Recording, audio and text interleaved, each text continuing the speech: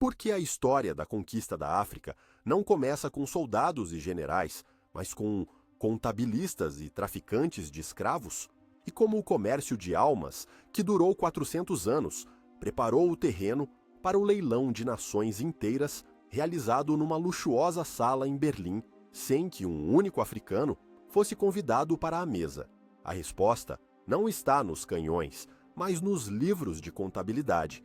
Durante séculos, a Europa não via a África como um lugar, mas como um armazém, um depósito inesgotável de mão de obra gratuita, o combustível humano que alimentou as plantações do Novo Mundo.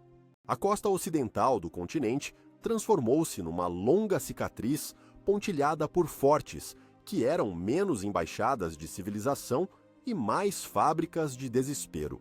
Em seus muros de pedra, o destino de milhões era selado com cera quente sobre contratos de embarque. Navios portugueses, holandeses, britânicos e franceses eram os caixões flutuantes que transportavam não apenas pessoas, mas o próprio futuro da África, acorrentado no porão. Imagine acordar uma manhã e descobrir que seu vizinho se tornou o seu caçador. Isso foi o que a procura insaciável por escravos fez. As potências europeias não precisavam sujar as mãos no interior do continente. Elas simplesmente ofereciam armas, rum e quinquilharias aos reinos costeiros em troca de cativos. O resultado foi uma espiral de violência. Reinos inteiros foram reorientados para a guerra e a caça de seres humanos. A guerra tornou-se a principal atividade econômica. A confiança entre os povos foi corroída, substituída pelo medo e pela traição. A África sangrava para dentro, enfraquecendo-se a cada navio que partia para o oeste, deixando para trás um vácuo de poder e um legado de ódio que os futuros colonizadores explorariam com uma eficiência terrível. Primeiro, eles ensinaram ao mundo que a vida africana não tinha valor. Depois, provaram que a terra africana não tinha dono. Este não foi um mero negócio, foi o primeiro e mais crucial estágio da desumanização. Ao transformar milhões de africanos em carga, em meros itens num livro-razão, a Europa preparou psicologicamente o terreno para a próxima etapa. Se aquelas pessoas não eram totalmente humanas, então a sua terra estava vaga, à espera de um mestre civilizado. A lógica era tão simples quanto monstruosa. O ruído das correntes estava a ser abafado pelo tilintar de moedas de ouro nos bancos de Londres, Lisboa e Amsterdão. O tráfico de escravos gerou fortunas colossais, o capital inicial que financiaria a Revolução Industrial. E foi essa mesma revolução, com a sua fome de matérias-primas e novos mercados, que viraria os olhos da Europa de volta para a África, não mais apenas pela sua gente, mas pela sua terra, pelas suas florestas, pelos seus rios e por tudo o que se escondia sob o seu solo. A máquina estava montada. A justificativa moral, por mais frágil que fosse, estava pronta.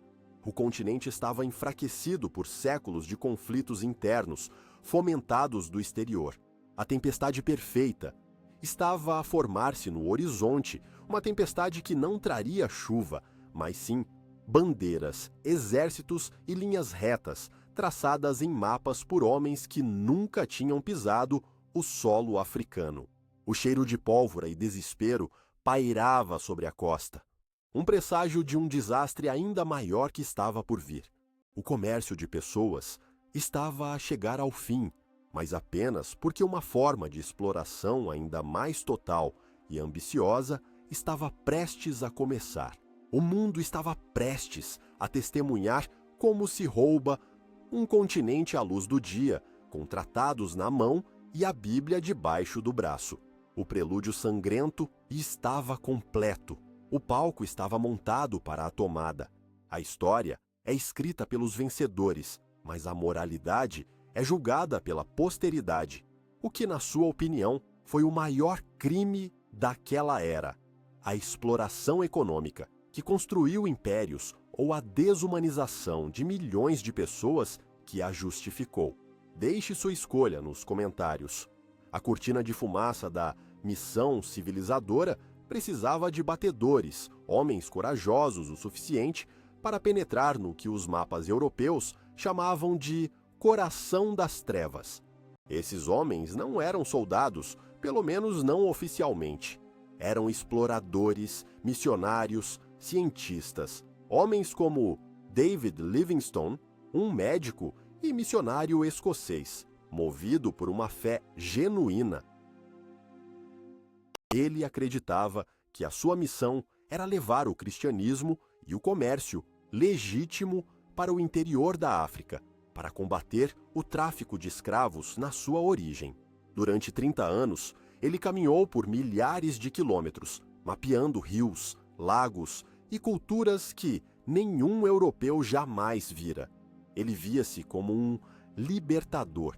A ironia trágica é que cada mapa que ele desenhava, cada relatório que enviava para a Sociedade Geográfica Real em Londres, transformava-se num roteiro para a conquista. Ele era o olho inocente da tempestade, o espião involuntário de um império que o seguia como uma sombra. O que move um homem a arriscar tudo pelo desconhecido? É a fé? A sede de conhecimento? Ou algo mais? Livingstone era complexo, uma mistura de humanitarismo sincero ao paternalismo vitoriano. Ele amava a África, mas à sua maneira, como um pai ama um filho que precisa ser corrigido e guiado. No entanto, o seu legado foi ter aberto a porta. E por essa porta entraram homens de um calibre muito diferente.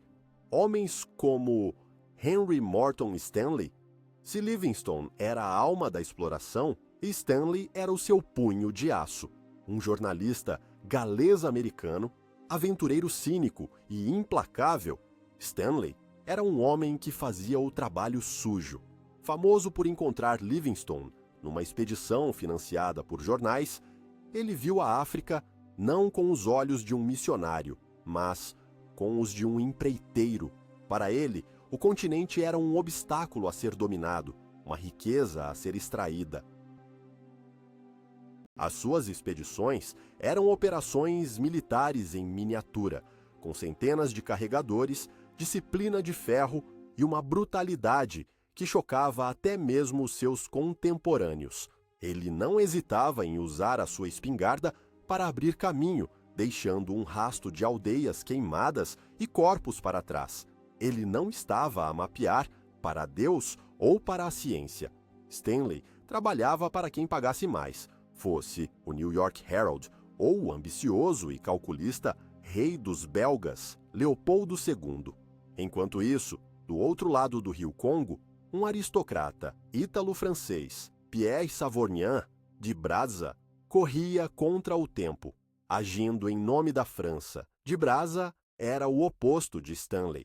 Usava o charme, a diplomacia e uma abordagem aparentemente mais gentil. Ele não chegava com armas, mas com tecidos e promessas. Ele convenceu um rei local a assinar um tratado que colocava o seu reino sob a proteção da França. O rei, é claro, não sabia ler francês. Ele pensava que estava a assinar um acordo de amizade e comércio. Na realidade, estava a entregar a soberania de seu povo. Esses tratados eram a ficção legal sobre a qual se construiria o império.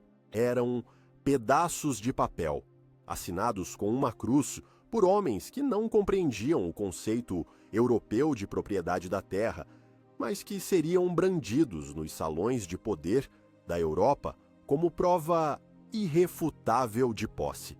Imagine-se na posição daquele chefe tribal. Um homem estranho chega de um mundo desconhecido, oferece presentes e pede que você faça uma marca num papel. Como poderia você saber que essa marca entregaria a terra dos seus antepassados para sempre? Esta era a vanguarda do colonialismo, uma mistura de fé idealista, brutalidade cínica e fraude diplomática. Livingstone, Stanley e de Brazza rivais no terreno, eram na verdade três faces da mesma moeda imperial. Um abria o caminho com a cruz, o outro com a espada e o terceiro com um contrato envenenado.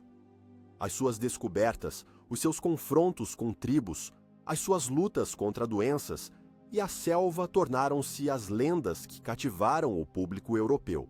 Eram os heróis de uma era de aventuras. Mas, nos bastidores, os seus mapas e diários eram analisados não por cientistas, mas por generais e ministros. As suas rotas tornaram-se as futuras linhas ferroviárias. Os seus tratados tornaram-se as reivindicações que levariam as nações europeias à beira da guerra umas com as outras. A corrida estava a começar, não apenas entre os exploradores na selva, mas entre as chancelarias da Europa.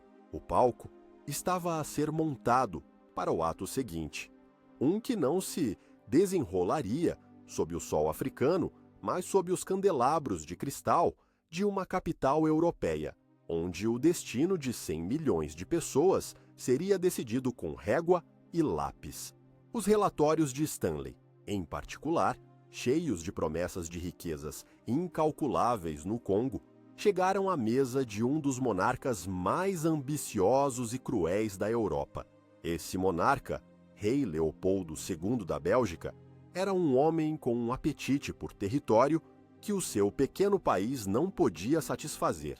Enquanto publicamente falava de filantropia e de levar a civilização ao coração da África, secretamente ele via o Congo como uma oportunidade única para uma fortuna pessoal colossal.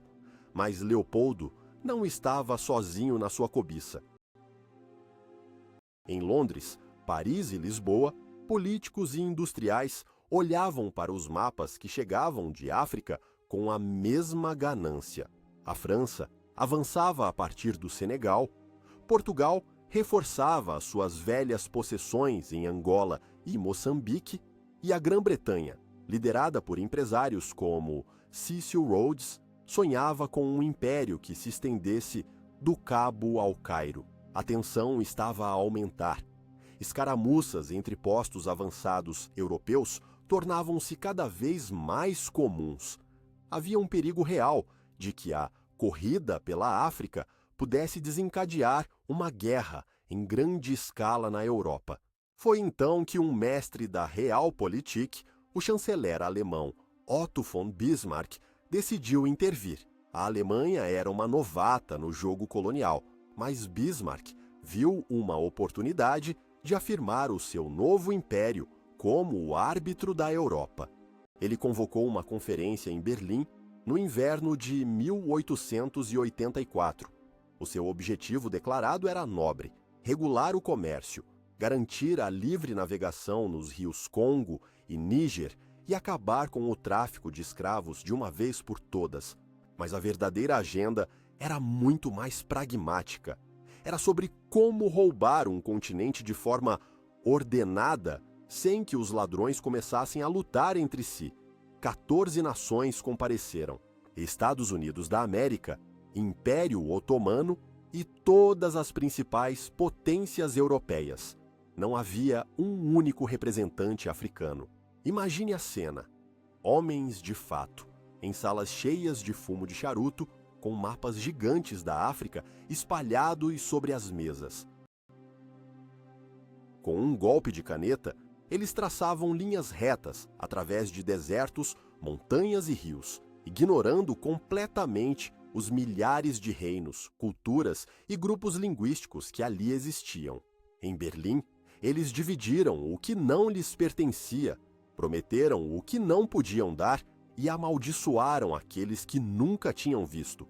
O princípio central acordado na conferência foi o da ocupação efetiva. Isso significava que uma nação europeia só podia reivindicar um território se pudesse provar que tinha uma administração real no local, como postos militares ou funcionários do governo. Foi o tiro de partida para a corrida mais insana da história. O que antes era uma infiltração lenta transformou-se numa debandada frenética. Nos 20 anos seguintes, 90% da África seria conquistada. Os discursos na conferência eram um monumento à hipocrisia. Falava-se de trazer as 3 Cs: comércio, cristianismo e civilização. Mas por trás dessa fachada piedosa escondia-se a dura realidade das 3 M's: matérias-primas, mercados e mão de obra. A conferência não dividiu a África, como o mito popular sugere. A divisão já estava a acontecer no terreno. O que a conferência fez foi legitimar o roubo, transformou uma série de invasões e apropriações de terras numa questão de direito internacional. Deu aos conquistadores uma justificação moral e legal para o que estavam a fazer. O ato final da conferência foi talvez o mais sinistro. Reconheceu a Associação Internacional do Congo, de Leopoldo II, como a autoridade legítima sobre a vasta bacia do Rio Congo. Eles não entregaram o território à Bélgica, mas à empresa privada de um rei. Foi como entregar a Amazônia a um único CEO. Ninguém na sala fazia ideia do inferno que tinham acabado de desencadear. A Conferência de Berlim foi um thriller diplomático, um jogo de xadrez global onde povos inteiros eram os peões sacrificáveis. Foi a formalização da arrogância imperial, a crença de que um punhado de nações europeias tinha o direito de decidir o destino de um continente inteiro. As linhas que eles traçaram no mapa não eram apenas fronteiras, eram sentenças. Sentenças que condenaram milhões de pessoas a viver em estados artificiais, lado a lado, com os seus inimigos históricos e separadas dos seus parentes por uma linha arbitrária. E o prêmio mais cobiçado da conferência, a joia dos seus acordos sombrios, era esse vasto território no coração do continente, entregue não a uma nação, mas à ambição privada de um único homem. Esse homem era Leopoldo II, rei dos belgas, um monstro de relações públicas e um gênio da ganância. Ele convenceu o mundo, incluindo os cínicos diplomatas em Berlim, de que o seu projeto no Congo era um empreendimento humanitário. Ele prometeu criar uma zona de livre comércio, construir infraestruturas e proteger os nativos da escravatura árabe. A realidade, no entanto, era um pesadelo que desafia a imaginação. O chamado Estado Livre do Congo tornou-se a maior propriedade privada do mundo. E Leopoldo era o seu único acionista. Ele não construiu um estado, ele construiu uma plantação de extração em escala continental. O seu único objetivo era extrair o máximo de riqueza, o mais rápido possível. Os 2 recursos mais valiosos eram o marfim e, sobretudo, a borracha selvagem. Com a invenção do pneu por Dunlop, a procura por borracha explodiu. A selva do Congo era rica em vinhas de borracha e Leopoldo estava determinado a explorá-la a qualquer custo. Para isso, ele criou um exército privado, a Force Publique.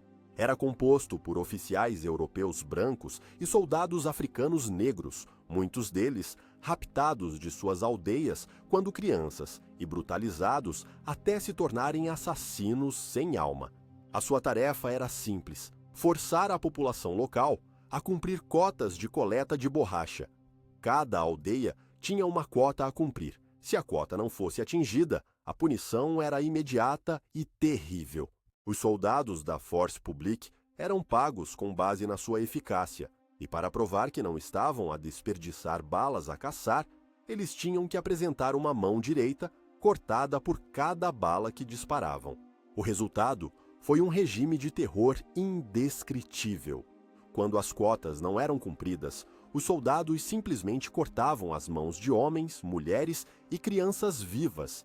Cestas cheias de mãos decepadas tornaram-se uma forma de contabilidade macabra. Aldeias inteiras foram massacradas. Mulheres e crianças foram feitas reféns e deixadas a morrer de fome para forçar os homens a irem mais fundo na selva em busca de borracha, o o que leva uma pessoa a destruir povos inteiros em nome do lucro. O sistema de Leopoldo era a encarnação da ganância pura, desprovida de qualquer restrição moral ou legal. Estima-se que, durante o seu reinado de terror, a população do Congo foi reduzida para metade. Entre 10 a 15 milhões de pessoas morreram de assassinatos, fome e doenças. Era um genocídio movido pelo lucro. A fortuna pessoal que Leopoldo acumulou com sangue e borracha superou o orçamento anual do Estado belga. Enquanto isso, na Europa, ele era visto como um grande filantropo. Ele usou a sua vasta riqueza para construir palácios e museus em Bruxelas, ganhando o apelido de Rei Construtor. Mas a verdade não podia ficar escondida para sempre.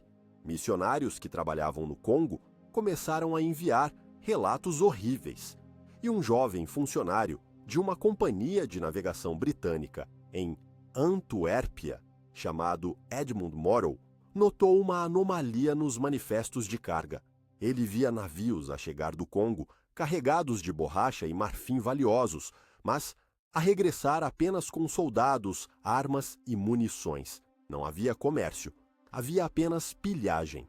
Morel largou o seu emprego e dedicou a sua vida a expor o horror, juntamente com o diplomata irlandês Roger Casement, que escreveu um relatório devastador sobre as atrocidades após uma visita ao Congo. Eles lançaram a primeira grande campanha internacional de direitos humanos do século XX. Usando fotografias chocantes de crianças mutiladas, eles mobilizaram a opinião pública em todo o mundo. A campanha durou anos, mas finalmente a pressão tornou-se insuportável.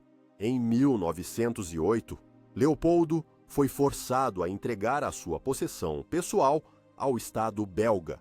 O inferno no reino pessoal de Leopoldo II tinha terminado, mas as suas cicatrizes permanecem até hoje.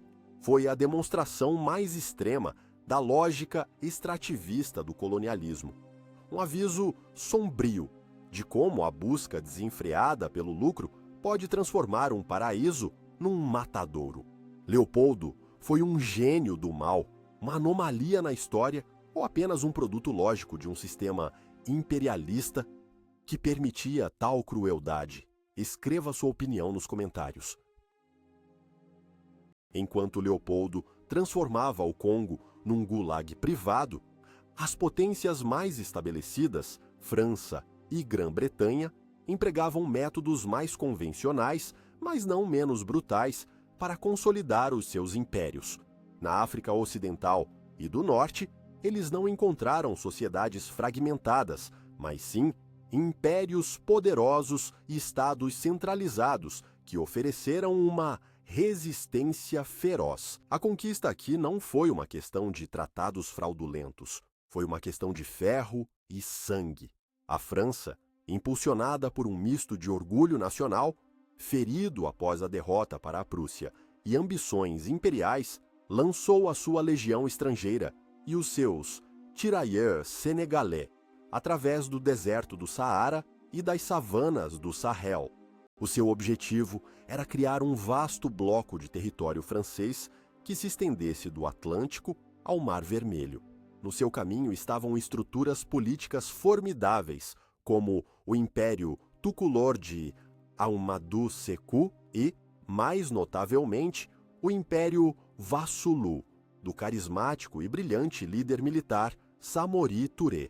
Samori não era um chefe tribal comum. Ele era um unificador, um construtor de impérios e um mestre da guerra de guerrilha. Durante quase 2 décadas, ele liderou uma resistência incansável contra os franceses. Ele tinha o seu próprio exército profissional, completo, com oficinas que fabricavam e consertavam espingardas. Quando os franceses avançavam com a sua artilharia superior, Samori aplicava uma tática de terra queimada, recuando e forçando os franceses a esticar as suas linhas de abastecimento até ao limite, antes de contra-atacar. A sua luta tornou-se uma lenda, mas no final, A superioridade tecnológica francesa era esmagadora. Capturado em 1898, ele morreu no exílio, um símbolo da resistência africana condenada. Do outro lado da região, o Império Britânico enfrentava os seus próprios desafios. No que é hoje o Ghana, o poderoso reino Ashanti resistiu à dominação britânica durante quase um século, em uma série de guerras. Os Ashanti eram um povo guerreiro orgulhoso, cujo trono de ouro era o símbolo da sua alma e soberania. Em 1874, numa expedição punitiva, os britânicos marcharam sobre a capital, Kumasi, e incendiaram-na. Mas foi apenas em 1900, durante a Guerra do Trono de Ouro, liderada pela Rainha-Mãe e a Assantewa, que a resistência final foi esmagada. No Sudão, um drama ainda mais épico se desenrolou. Um clérigo carismático chamado Muhammad Ahmad proclamou-se o Mahdi, o redentor messiânico do Islão.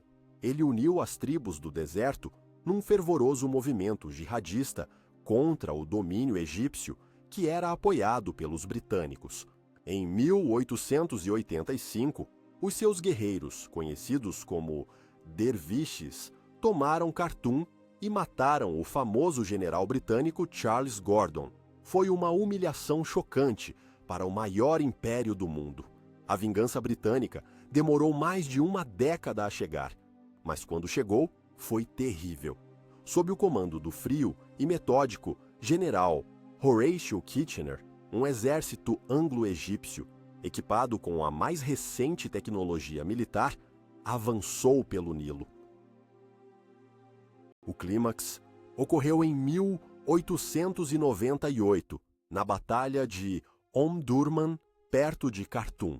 50.000 guerreiros mahdistas, armados principalmente com lanças e espadas, atacaram corajosamente as linhas britânicas. Eles foram recebidos pelo fogo devastador das metralhadoras Maxim, uma nova arma que podia disparar 600 balas por minuto. Foi um massacre.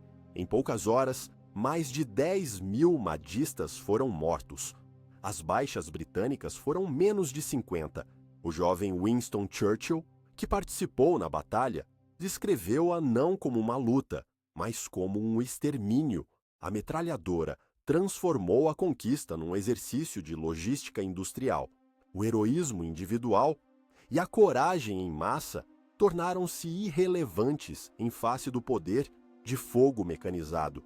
As guerras coloniais no norte e oeste de África foram uma história de superioridade tecnológica, mas também uma história de resistência teimosa e feroz. Para cada Samori, Touré ou Mahdi que a história lembra, havia milhares de líderes locais e combatentes anônimos que lutaram e morreram para defender a sua terra e o seu modo de vida. Eles perderam, mas o seu legado de desafio inspiraria as futuras gerações de nacionalistas africanos que, eventualmente, expulsariam os colonizadores.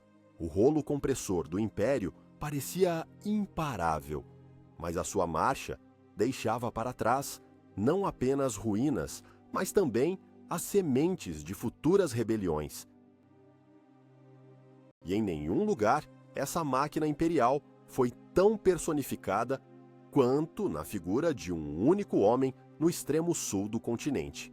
Esse homem era Cecil Rhodes, uma figura que encarnava a ambição, a arrogância e a crueldade da era imperial.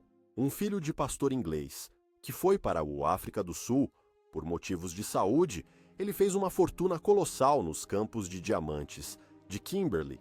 Mas Rhodes não estava interessado apenas em dinheiro. Ele era um ideólogo, um sonhador com uma visão grandiosa e assustadora.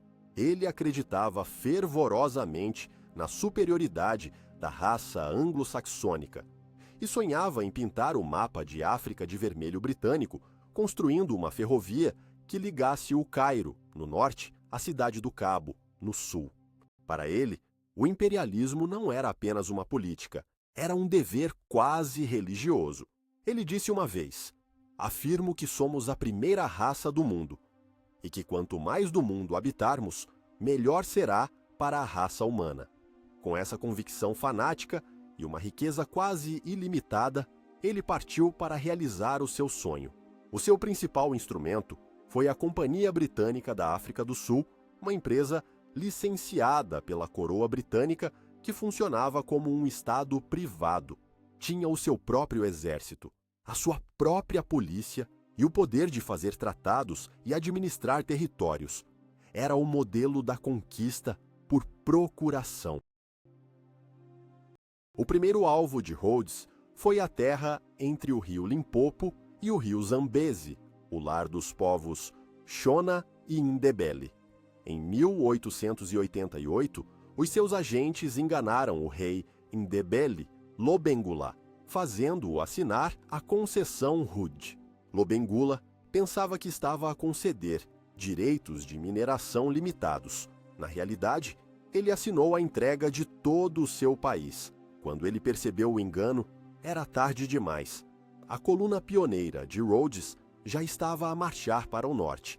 Os Ndebele resistiram corajosamente, mas os seus regimentos de lanceiros não eram páreo para as metralhadoras Maxim da companhia. A sua terra foi tomada e batizada de Rodésia, em homenagem ao seu conquistador. O sonho de Rhodes, no entanto, colidiu com outro povo europeu que se considerava africano, os Boeres, descendentes de colonos holandeses. Os Boeres tinham estabelecido duas repúblicas independentes, o Transvaal e o Estado Livre de Orange, precisamente para escapar ao domínio britânico. O problema era que as maiores jazidas de ouro do mundo foram descobertas no Transvaal. Para Rhodes e para o Império Britânico, isso era intolerável. A tensão culminou em duas guerras sangrentas. A Segunda Guerra dos Boeres, de 1899 a 1902, foi um conflito brutal. Os Boeres, excelentes cavaleiros e atiradores, travaram uma guerra de guerrilha eficaz que humilhou o exército britânico. Em resposta, o comandante britânico Lord Kitchener, o mesmo de Omdurman, aplicou uma política de terra arrasada. Fazendas Boeres foram queimadas, colheitas destruídas e o gado abatido. Para isolar os guerrilheiros da sua população de apoio, os britânicos reuniram as mulheres e crianças Boeres e os seus trabalhadores africanos em campos de internamento.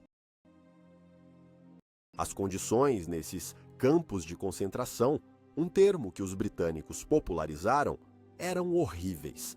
A falta de saneamento, comida e cuidados médicos levou à morte de mais de 26 mil mulheres e crianças Boeres e a um número desconhecido, mas certamente maior, de africanos. O horror dos campos chocou a opinião pública mundial e manchou a reputação da Grã-Bretanha. No final, os britânicos venceram a guerra, mas a um custo terrível. As repúblicas Boeres foram incorporadas numa nova entidade, a União da África do Sul, sob domínio britânico.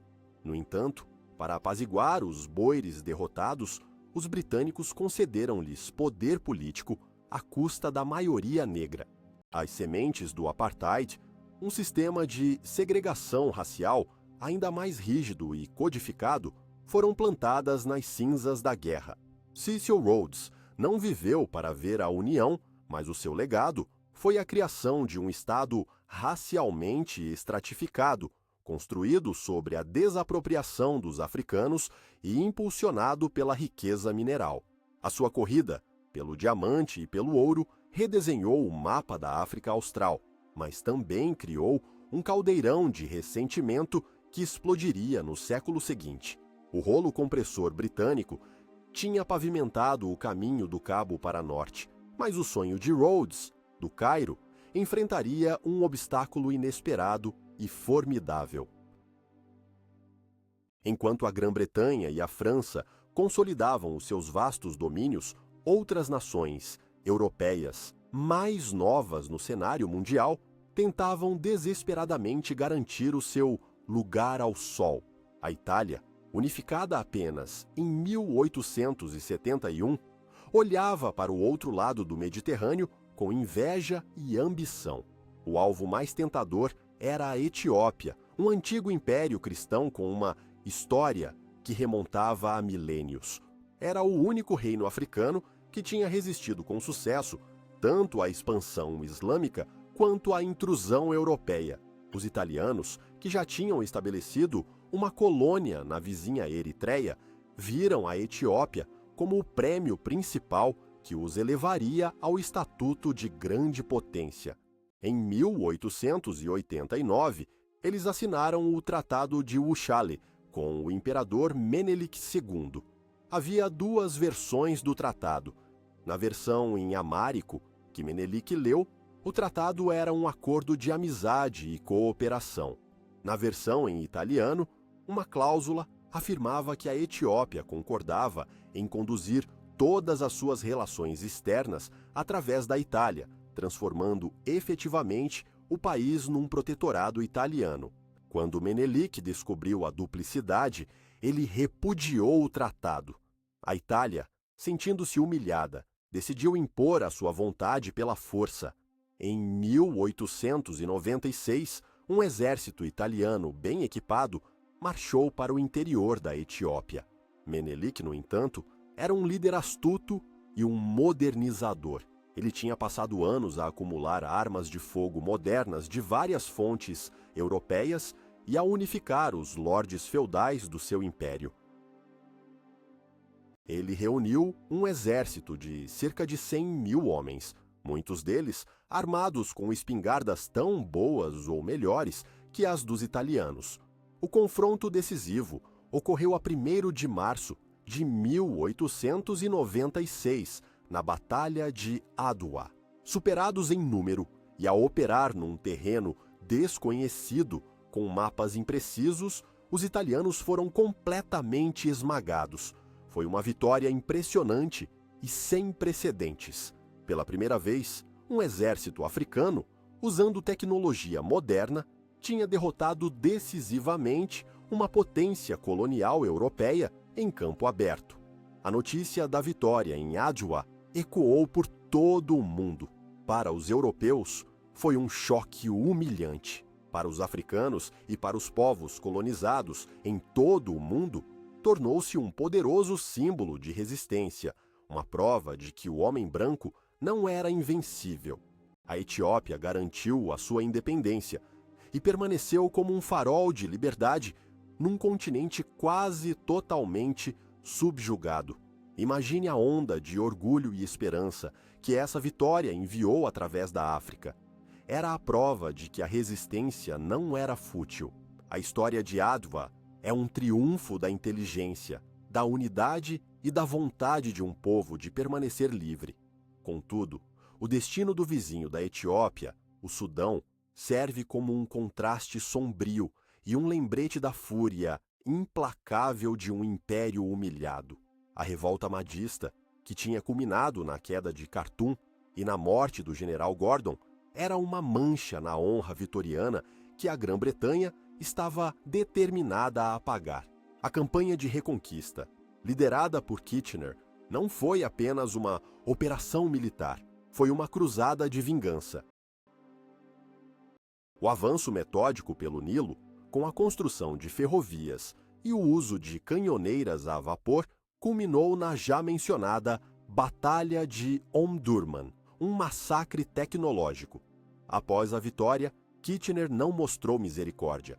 Ele profanou o túmulo do Mahdi, desenterrou os seus ossos e, segundo alguns relatos, considerou usar o seu crânio como um tinteiro. Foi um ato de barbarismo calculado, destinado a esmagar não apenas o exército mahdista, mas o próprio espírito da sua revolta. O chifre da África tornou-se assim um palco para os dois extremos da experiência colonial: o triunfo inspirador da Etiópia e a submissão brutal do Sudão.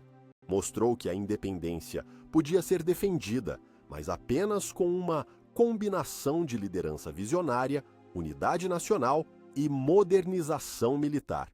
Onde esses elementos faltavam, a máquina imperial era implacável. Qual lição você tira deste contraste?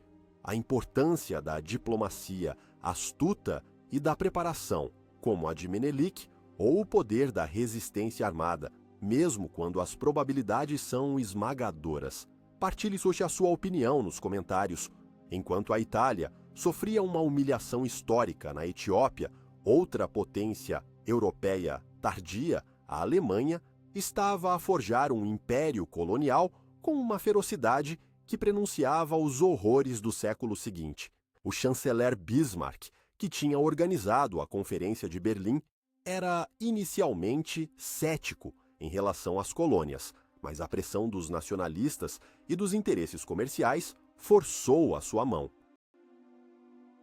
A Alemanha adquiriu territórios no Togo, nos Camarões, na África Oriental e, mais notavelmente, no sudoeste africano, a atual Namíbia. A experiência colonial alemã foi curta, durando pouco mais de 30 anos, mas foi marcada por uma crueldade exemplar e pela implementação de políticas que seriam um ensaio para as tragédias futuras da Europa. No sudoeste africano, um território árido habitado principalmente pelos povos pastores Herero e Nama, os colonos alemães começaram a apoderar-se das melhores terras e do gado, empurrando os nativos para a marginalidade. Em 1904, fartos da expropriação e dos maus tratos, os Herero, liderados por Samuel Maharero, revoltaram-se, atacando quintas e postos avançados alemães. A resposta de Berlim foi enviar um veterano implacável das guerras coloniais, o general Lothar von Trotha. Von Trotha não veio para negociar ou pacificar. Ele veio para aniquilar. A sua filosofia era clara.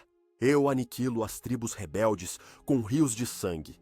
Qualquer herero encontrado dentro da fronteira alemã, com ou sem uma arma, com ou sem gado, será fuzilado. Após derrotar os guerreiros Herero na Batalha de Waterberg, von Trotha emitiu o seu infame Vernichtungsbefehl, a ordem de extermínio. Ele ordenou que os seus soldados cercassem os Hereros sobreviventes, homens, mulheres e crianças, e os empurrassem para o vasto e implacável deserto do Omarrek. Os poços de água foram envenenados ou guardados por patrulhas. A ordem era fuzilar qualquer um que tentasse escapar. Foi o primeiro genocídio do século XX. De uma população de cerca de 80 mil Herero, estima-se que 65 mil morreram. Os Nama, que se juntaram à revolta mais tarde, sofreram um destino semelhante. Metade da sua população de 20 mil pessoas pereceu. Os sobreviventes foram encurralados em campos de concentração, onde foram submetidos a trabalho forçado, fome e experiências médicas pseudocientíficas, com seus crânios a serem enviados para investigadores raciais na Alemanha. O que aconteceu na Namíbia não foi um excesso de guerra.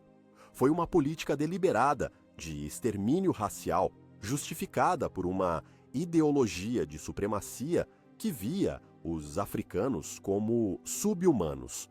A burocracia da morte, a utilização de campos de concentração e a lógica do genocídio seriam aperfeiçoadas pela Alemanha noutro contexto, algumas décadas mais tarde. A crueldade alemã não se limitou ao sudoeste africano. Na África Oriental alemã, a atual Tanzânia, a administração colonial impôs o cultivo forçado de algodão para exportação. Em 1905, esta política opressiva desencadeou uma revolta em massa, conhecida como a Rebelião Maji-Maji.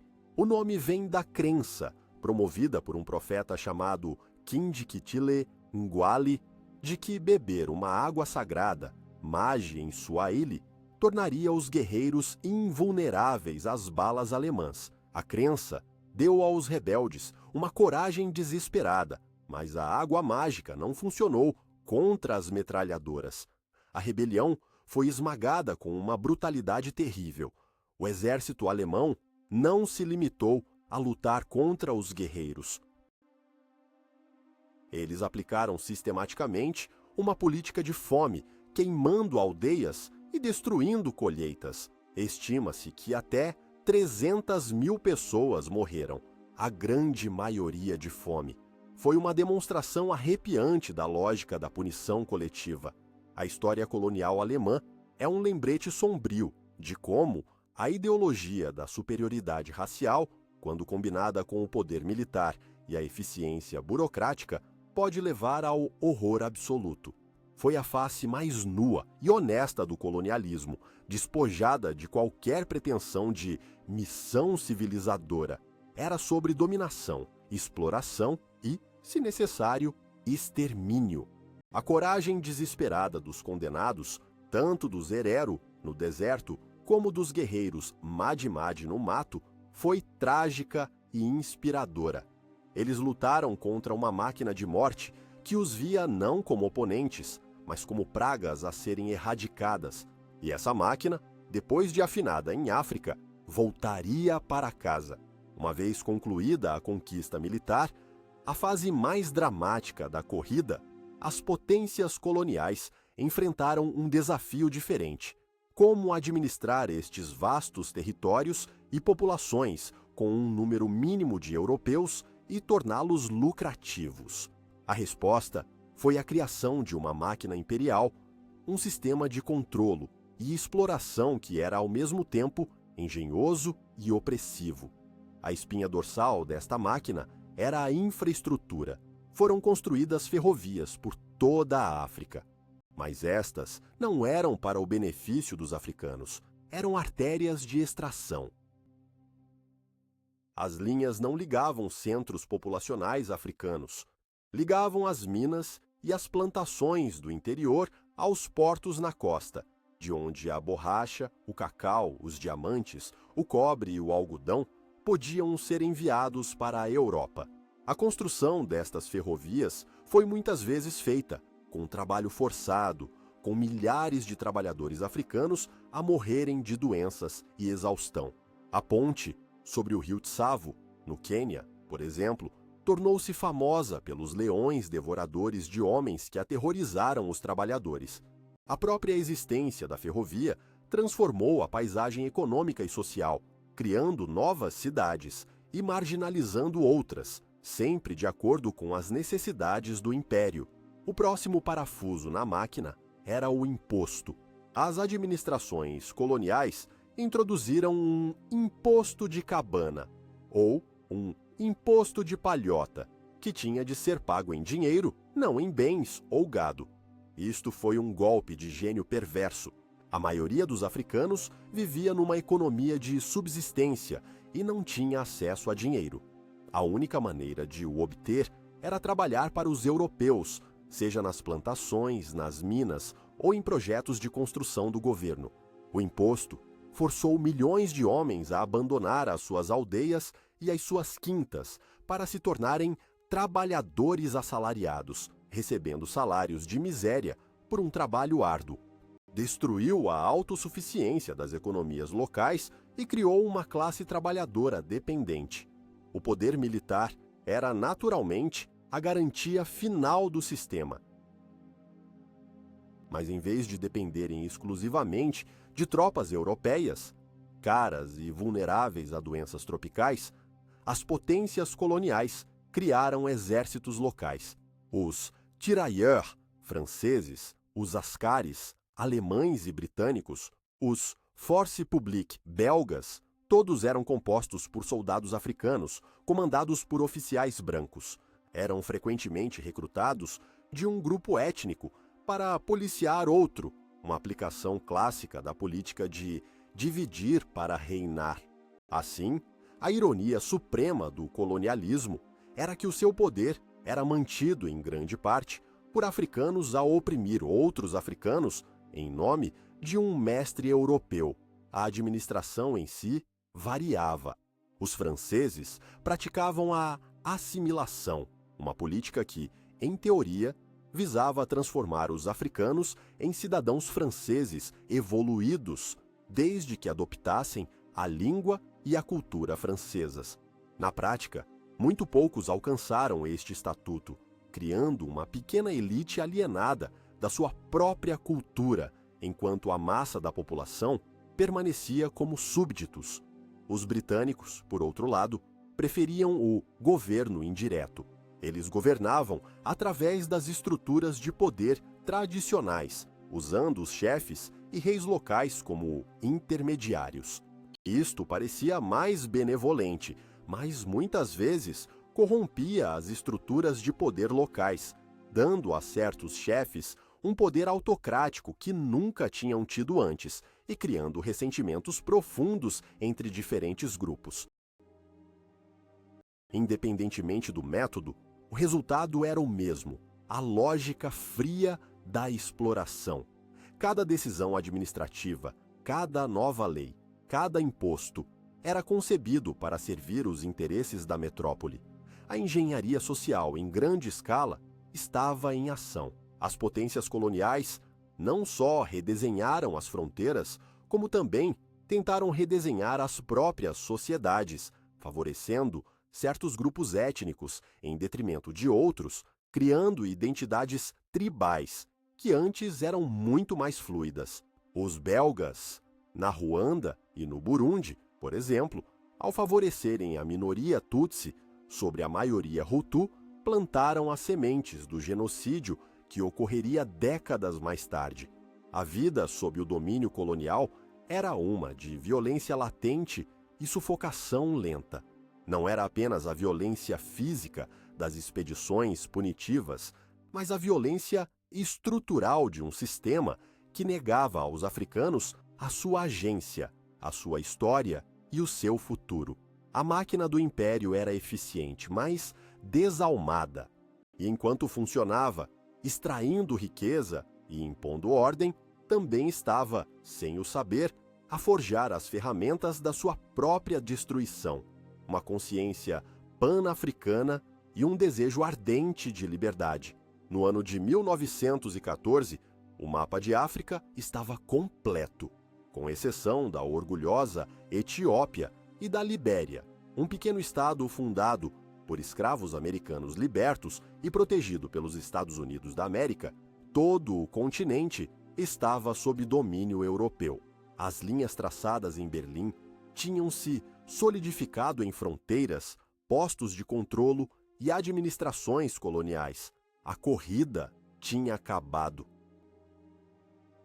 As grandes potências, saciadas da sua presa africana, estavam agora prontas para se virarem umas contra as outras nos campos de batalha da Europa. A Primeira Guerra Mundial, um conflito nascido das rivalidades imperiais europeias, não se limitou à Europa. Espalhou-se imediatamente para as colônias africanas. As possessões alemãs foram atacadas por forças britânicas, francesas, belgas e sul-africanas. A guerra na África foi longa e brutal, especialmente a campanha na África Oriental, onde um comandante alemão genial, Paul von Lettow-Vorbeck, liderou uma força de askaris numa brilhante campanha de guerrilha que durou 4 anos. Mais de 1 milhão de soldados africanos, os chamados portadores, foram recrutados para lutar e transportar suprimentos para os seus senhores coloniais. Centenas de milhares morreram, não só em combate, mas principalmente de doenças e fome. Eles lutaram e morreram por impérios que os oprimiam, numa guerra que não era a sua. A ironia histórica era esmagadora. As nações que afirmavam trazer a civilização à África estavam agora envolvidas na mais bárbara e autodestrutiva guerra da história humana. O prestígio do homem branco, a sua aura de invencibilidade e superioridade moral, foi irremediavelmente destruído nas trincheiras lamacentas da Flandres e nas selvas da Tanzânia.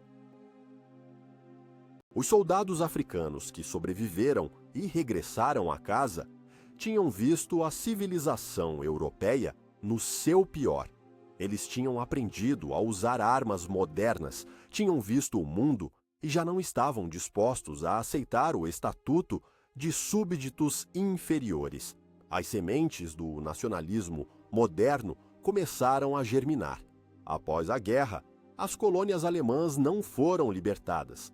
Foram simplesmente transferidas para a Grã-Bretanha e a França como mandatos da nova Liga das Nações, uma fina camada de verniz legal sobre a continuação do domínio imperial. As fronteiras artificiais traçadas em Berlim, que tinham sido apenas linhas num mapa, tornaram-se agora realidades permanentes, entrincheiradas por décadas de administração colonial. Estas fronteiras dividiam grupos étnicos, juntavam inimigos históricos e criavam estados-nação onde não existia uma nação. Este é talvez o legado mais duradouro e venenoso do colonialismo. As guerras civis, os movimentos separatistas e a instabilidade política que assolaram a África pós-colonial podem, em muitos casos, ser rastreados até estas fronteiras arbitrárias. A economia do continente também ficou permanentemente marcada. O colonialismo reorientou as economias africanas para a exportação de um pequeno número de matérias-primas: cacau no Ghana, cobre na Zâmbia, amendoim no Senegal. Esta dependência de produtos básicos, cujos preços são fixados nos mercados mundiais, continua a ser um grande obstáculo ao desenvolvimento africano até hoje. Mas a colonização deixou cicatrizes não só no mapa, mas também na alma. O trauma psicológico de ter a sua cultura denegrida, a sua história apagada e a sua identidade negada é profundo. O legado do racismo colonial e a internalização de sentimentos de inferioridade levaram gerações a sarar. No entanto, da tragédia nasceu a esperança. As experiências partilhadas de opressão forjaram novas identidades. Surgiram movimentos panafricanistas, liderados por intelectuais como W.E.B., Du Bois e Marcus Garvey, que sonhavam com uma África unida e livre. A luta estava apenas a começar. A corrida pela África não foi apenas um episódio do século XIX. Foi o ato de criação do mundo moderno, com todas as suas desigualdades e interconexões. O colonialismo nunca acabou realmente. Ele apenas mudou de forma, transformando-se em novas estruturas de dependência econômica e influência política. A sua presença fantasmagórica ainda paira sobre o continente, um lembrete de que as linhas traçadas no passado continuam a moldar o presente. As linhas traçadas em Berlim transformaram-se em fronteiras, que dividiram povos e semearam futuros conflitos. Hoje, o mundo enfrenta novamente a escolha de como traçar fronteiras políticas, culturais, digitais.